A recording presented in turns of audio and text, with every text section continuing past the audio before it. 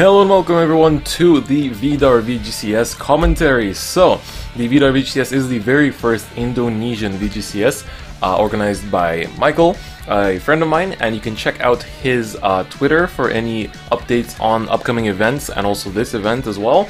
And you can also check out the official Vidar VGCS YouTube to check out all the other games of this tournament. So, we're going to be looking at the top 8 game between Kevin Pratama, who's playing Spike Brothers Rising Nova, and Bung Edy, who plays Time Leap. So, this is a matchup that we don't see too much, and honestly, if at the beginning of 2017 you told me that I would be commentating multiple matches with Spike Brothers in the top tables, I would not believe you. So, once again, Spike Brothers at the top. This is after the new Fighters Collection, so this does include the brand new Hellhard 8 as well as the whole new strategy behind it. So, Time Leap has already had its first turn and searched out the Chronojet and dropped the Vanguard for the Searcher skill, and now Kevin has ridden into his Frog Raider and promoted his starter to the back on the right, and he got himself a Rising Nova, and there's a Melum in the Gear Chronicle damage zone.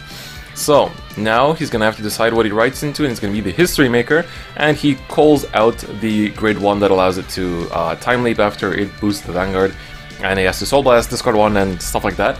But for now he's switching with a 7, and it hits, no damage trigger, and here comes the second attack for 14, he's going to let that pass, and he's going to get a Calibum.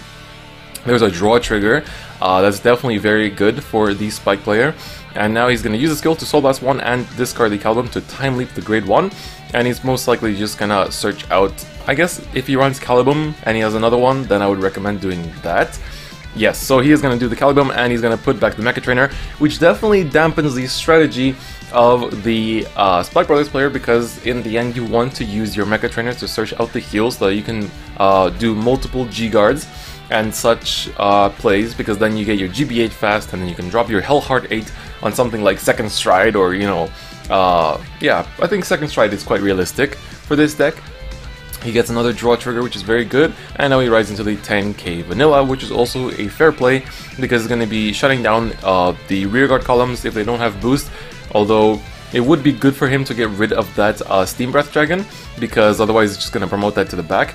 He gets a heal, and he's not going to be able to heal, but he puts it on the Vanguard. And now he's going to do Vanguard on the rearguard, which is a good move. He gets another draw. That's the third one of this match, and it's only turn 2. So he removes the rearguard, which is a good play as I mentioned before. And there's another heal for the Gear Chronicle player, and he does not get to use it. So that's already 2 heals that have whiffed for the Time Leap players. That's definitely not something to laugh at. There's a Chronojet Dragon G that has just dropped onto the field, but it won't be doing just too much yet because it's still just the 3rd turn, and the Spike Brothers player has not had a chance to ride into 3. So it looks like the Spike Brothers player is considering guarding it. He's got, you know, he's got the other Mecha Trainer in his hand, but I don't think he has too many other 10k vanillas. I think I see some crits, or that might be a, no, that's a draw. I don't think he has any crits, so he's gonna drop, that's 1 to pass. So far it's just a 1 to pass. That's a 2 to pass, so let's see what's gonna happen. There's a crit, he puts it all on the Vanguard. Let's see if he can get the second one. Nope, it does not happen. If he would have gotten the second one there, that would have been it for this match, but, you know, the Spike Brothers player managed to protect himself, and there's a lot of draws in his hand, as we can see. He drops the Jelly Beans 4 Stride, so this deck does run the Jelly Beans, which is a very old card, actually, that we haven't seen played in a long time. Maybe, I wouldn't say ever, I think it was played before in the past, but it is interesting to see it being played now. So, it is time for the first stride, and the Rising Nova player is going to go into the Supernova, so that is quite nice to see. And, you know, usually the optimal stride for Spike Brothers players as a first stride, because he will be able to give charge to his Mayhem Tiger, which can turn on some other plays that he can do depending on what else he decides to call. He does have his stride skill that he can use from the grade 3 Rising Nova, so let's see if what he decides to pick up with that. So he's gonna counterblast the draw and put the draw into the soul, which is a good move. And let's see which one he's gonna call out. I think he can either get himself an attacker, I believe, or he can call out a booster. Yeah, it looks like he's gonna take the one, that one grade 1 Eliza, I think she's called, which lets you essentially bind the attacking unit in front of her after the battle as long as it's charging, and then recall it and give it plus 2k, so that's going to be an extra attack. So he's gonna, yeah, so he's just explaining the skill right now, and the Eliza has the plus 5k from the Rising Nova, and now the Supernova uses its skill to give the charge skill to the Mayhem Tiger. That way Eliza's skill will work. So now he's swinging with what I believe is a 26k onto the Chronojet G. So the Chronojet player is at 3 damage, so he could potentially take it. He's going to take it, and we have 1, 2, 3 checks, 1 heal, but nothing else. So that's the first heal of the game for the Spike Brothers player, and it does go off. But now there is a damage difference of 2 to 4. There are no damage triggers. He takes the 5th one. There is the first damage trigger. He does get the stand trigger, so this will fend off the attack if he uses the Eliza. That will... It looks like he's using it. He does Counterblast, put back the Eliza back to deck, and calls out the Mayhem Tiger once again, giving it plus 2k, but it is not going to hit anything because the Chronojet is on 16k. I'm not sure the kind of idea behind that play, because in the end it was one Counterblast just to put back a grade 1, so I assume that's the reason for it, but I personally don't understand it too much because that was one Counterblast for a whiffed attack, and I think it could have been saved for something else, but I'm really not sure. There might have been something deeper to that. He might have not had any more in deck and he would have still liked to call them. I'm really not too sure about that, but that's just one of the ideas that I have. So we'll see what his next turn is. If he can G-Guard, which he does have the heal at hand, if he could G-Guard once, he's going to be putting himself up to GB4, but even if he G-Guards twice, that's GB6. So that's not enough for any other plays. The Chronojet player does go into Huanglong, so that's going to be, well, we're going to be seeing some interesting plays. He's going to bind his Dran. We're just going to let him call out something. So let's see what he decides to, well, it's probably going to be a Melem, or does it have to be a Zodiac Time Beast? No, it doesn't. Okay. So he's going to call out the Melem, and now he's using the Dran G to call the Chronojet G. I mean, the Dran to call out the Chronojet G. This is not Dran G. That was my bad. So... yeah. Now, he has the Chronojet in the back. Not sure why in the back, because... okay, he's calling 2 Melems, so he'll use both. I guess he wants to use both Melems now, and then be able to, kind of like, once they disappear, be able to promote the Chronojet next turn. I'm not sure what's the reasoning behind this play.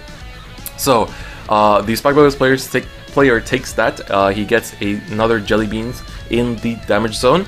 And now the Melem is over and calls out the TikTok worker, and now the Melem is going to attack, so we're going to see a TikTok Melem play right here. Now, that's another 11k swing, so the Spike Brothers player was banging on that damage trigger just there because that would protect him against this other Melem attack that's hitting him right now. He does have quite a few draws in hand still, so he could take that, but nope, he's going to take that attack. He has Mayhem Tiger in the damage zone, and now we have a TikTok Melem play, calling out the History Maker, and, well, Urwatar is in the damage zone, so that's not going to happen, but he could call out the other stand trigger. Yes, so this is the one that gives plus 10k, which you usually use on the opponent's turn. So this will be a just a 9k attack, not hitting anything, but he will use the History Maker to counterblast 1 and bind the grade 0 to call out the Meshkia, and he'll be able to use the Meshkia to give another plus 4k to another unit, and also draw himself a card for no cost apart from resting the Meshkia. So Meshkia is a good card. Over time she saw more and more play, and now, you know, she's just overall a pretty popular unit. So the Spike Brothers player intercepts with the Mayhem Tiger, and now the Huanglong is going to attack, and that should be just your usual 34k stride boost attack. So he's going to G-Guard, and he's going to drop the brand new Spike Brothers G-Guard from Fighters Collection, and he's going to flip face up one of his Agliums, and the heal trigger skill is to put itself into the soul. So now it's a 3 to pass, he gets a 10k, he gets a crit, going to put it all in the Meshkia, and he gets another one of those grade 1s. So that's, you know, that did not hit, but in the end it was a fair try. So now he's going to use the Huanglong skill to put back one of his cards from the bind. He's going to take the Melem for the next turn, and now he's using his grade 1 once again to Soul Blast 1 and discard 1. He Soul Blasts the TikTok, and let's see what his discard target will be. He has a pretty big hand now, so he has quite a lot of choice to make from that. So he's going to drop, this is one of the new grade 3s that a lot of Time Leap decks are teching in, from the upcoming GBT11 in English. So, pretty interesting skill. I believe it's just a power gain. I played against a few time leap decks while I was in Japan, and I ran into this guy as well. So it was a new face, essentially. So, the Upstream Dragon is called, not Upstream. God, I forgot the name of that grade 2. It's not Upstream, but it's the replacement for Upstream, essentially. But he calls out the Tiger G from that as well. So, now, let's see. I think this one... does it? I believe it does gain a plus 4k, if I'm not mistaken. So this is another 5k guard for the Spike Brothers player. He could potentially take this, put himself up to 5, that way he's in heal range, and he's also got a lot of counterblast for any plays he wants to make. He could go into one of his strides, the GR from the technical booster. I forgot its name right now, but it does cost 2 counterblast to fill your field for as many face-up units as you have. So he's going to take that. There's another Mega Trainer going into the damage zone, so that's not the best thing. But, yeah, I think the Tiger... I'm not sure if I missed something there, or if the Tiger didn't hit for whatever reason. But, you know, that's how it all ends. So now the grade 1 comes back. He can counterblast 1 to draw off of it. The Mesh Kia comes back, and also the Stand Trigger. So that's the end of the Time Leap player's turn, and now it's finally time for the Spike Brothers to shine once again. So he's currently at GB4. He could try to stride the GR from the technical booster, as I mentioned. So he's just checking his counterblast. He has 4 face up right now without any other counter charging that has happened in this game so far. So he could potentially go for that because he has a total of 4 face up, and the GR flips another 1 face up, so he would have 5, which means he can have a full field and also a huge barrage of attacks. So he can't go for Hellhard 8 just yet, but if he goes for that in the G-Guard's next turn, G-Guard's anything actually, not necessarily the Fire Selection one, then he will be on the 7/8, and yes, he is going for the GR that I mentioned, so there's the Counterblast 2 coming through, and he also has to put a 1 card into the soul, right? Yes. So he puts the draw trigger into the soul and flips face up the Sea Breeze. He now has 5 face up G units, and he can call out a total of 5 different units. So there comes the Eliza again. I suppose he only had 1. There's a Frog Raider, which is also a very important unit for any Spike Brothers strategy right now, because it keeps restanding as many times as there are new attackers, so there is a little bit of a, you know, interesting way of looping it around. There's a Mecha Trainer that's coming through, so that could be just a target to, you know, use and then put another heal into his hand to be able to G-Guard next turn. He calls out that, I forgot the name of that grade 2, but I believe it gains plus 10k when it's charging, if I'm not mistaken. So that will be a 26k column, if I am not mistaken. I sometimes mix up the skills, but I believe that is correct. There comes a Mayhem Tiger, so this is going to be very, very threatening. So the Frog Raider Mayhem Tiger column is going to be quite the threat, but the other one is also it's got huge power, while the other one has the whole, you know, threat of the guard break. So now, with 2 face-up damage, he would be using 1 more counterblast for Mecha Trainer and 1 more counterblast for Eliza, and Eliza will be able to call back this attacker, so it's going to be an extra attack for him. So he could potentially blow all his counterblasts by getting the Mecha Trainer, because at least then with the Mecha Trainer, by using the Mecha Trainer to get the heal, that way at least he has more defenses for next turn. But he already swung with the Vanguard, so he's not going to use it, and now it's going to be a 2 passive. I'm not mistaken. There's 1 crit coming through. Let's see where he's going to put this one. He goes all to the Vanguard, and there's the second crit, and that's going to be it. That is 3 damage, and we can see that Kevin Pratama wins this top 8 match with Spike Brothers. So we didn't get to see Hellhard 8, but still the old and strong Spike Brothers managing to shine. So in a few days we're going to be seeing the top 4 match of the Vidar VGCS, featuring once again the Spike Brothers player against a different matchup. So I hope you guys enjoyed this video, and don't forget to check out the Vidar VGCS YouTube page as well as Twitter, and I'll see you guys next time. Bye bye.